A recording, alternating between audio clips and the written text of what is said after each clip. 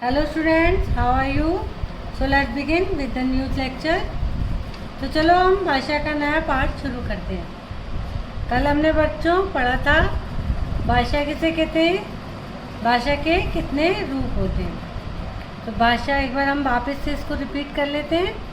भाषा वह साधन है जिसके द्वारा हम अपने भावों और विचारों को लिखकर या बोलकर प्रकट करते हैं।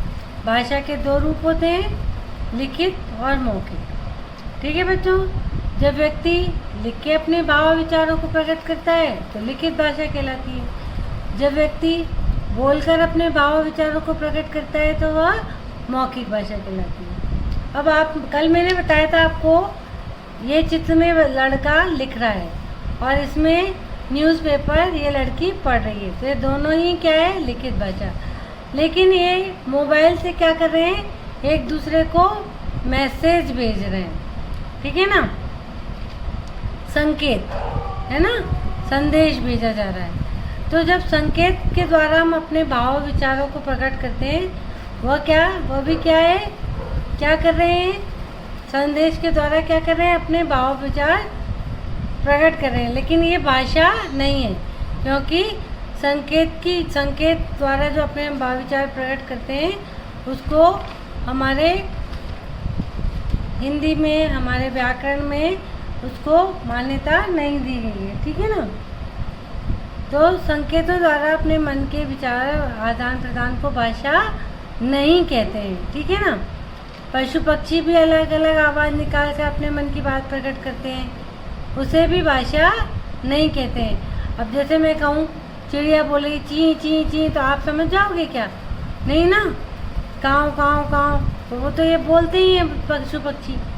ठीक है ना, तो भाषा के कितने रूप होते हैं, केवल दो रूप होते हैं, मौखिक और लिखित। सांकेतिक भाषा का रूप नहीं कहलाता है। ठीक है ना, अब हम भारत में रहते हैं और भारत में कई जाति के, है ना, धर्म के, मजहब के लोग रहते हैं। अलग अलग राज्यों में, अलग अलग प्रदेश में रहते हैं। हर जगह उनकी क्या है, भाषाएं अलग अलग हैं। तो हमारे भारत में अनेक भाषाएं बोली जाती हैं, जैसे हिंदी है ना, अंग्रेजी भी बोली जाती है। जैसे मैंने अभी शुरुआत करी आपको, तो किस में करी, इंग्लिश में करी ना। हेलो स्टूडेंट्स बोला ना। उर्दू बोलते हैं ना, जो मुस्लिम्स लोग होते हैं वो क्या बोलते हैं, उर्दू बोलते हैं, बोलते हैं ना। गुजराती, वो गुजरात में रहते हैं, वो गुजराती लोग बोलते हैं। केमचो, मजामा बोलते हैं ना, ढोकला बोलते हैं ना।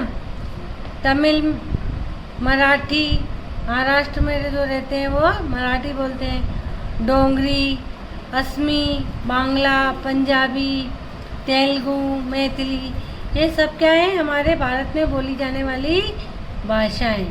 ठीक है ना, भारत में विभिन्न राज्यों में अलग अलग भाषाएं बोली जाती हैं। ठीक है ना, जैसे महाराष्ट्र के लोग मराठी बोलते हैं, ठीक है ना, पंजाब के लोग पंजाबी, ठीक है, गुजरात के लोग गुजराती, क्योंकि और हिंदी क्या है, हिंदी हमारे देश की राष्ट्रभाषा है। राष्ट्रभाषा क्यों है, क्योंकि हमारे देश के अधिकतर लोग, अधिकांश जो लोग हैं वो इसको बोल सकते हैं और समझ सकते हैं, इसलिए हिंदी को हमारे देश की राष्ट्रभाषा कहा जाता है। ठीक है ना बच्चों, आज हमने पढ़ा भाषा के रूप की परिभाषाएं, लिखित और मौखिक की। भारत में कौन कौन सी भाषाएं बोली जाती हैं, है ना, और आगे हम पढ़ रहे हैं मातृभाषा। क्या पढ़ रहे हैं, मातृभाषा। राष्ट्रभाषा तो हमने पढ़ी, राष्ट्रभाषा क्या, कौन सी राष्ट्रभाषा, हिंदी। क्यों है, क्योंकि हिंदी हमारे देश में अधिकतर बोली और समझी जाती है। मातृभाषा ये अपने आप ही बता रहा है, मातृ मतलब माँ, माँ की भाषा।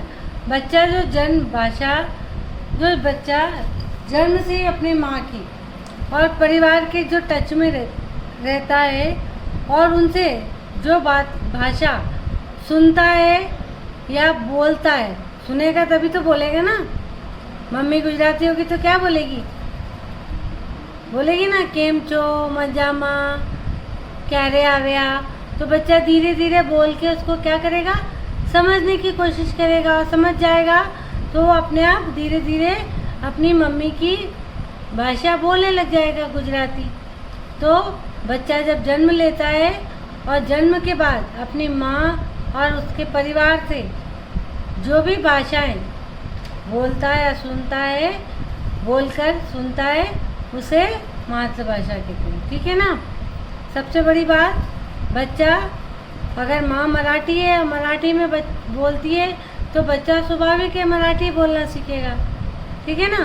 तो आज हमने पढ़ा भाषाएं अनेक हैं भारत में, हिंदी, अंग्रेजी, उर्दू, पंजाबी, तमिल, मराठी, डोंगरी, असमी।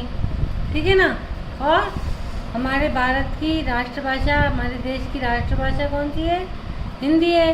मातृभाषा किसे कहते हैं? जो बच्चा जन्म से अपनी माँ और परिवार से सीखता है और बोलता है। ठीक है।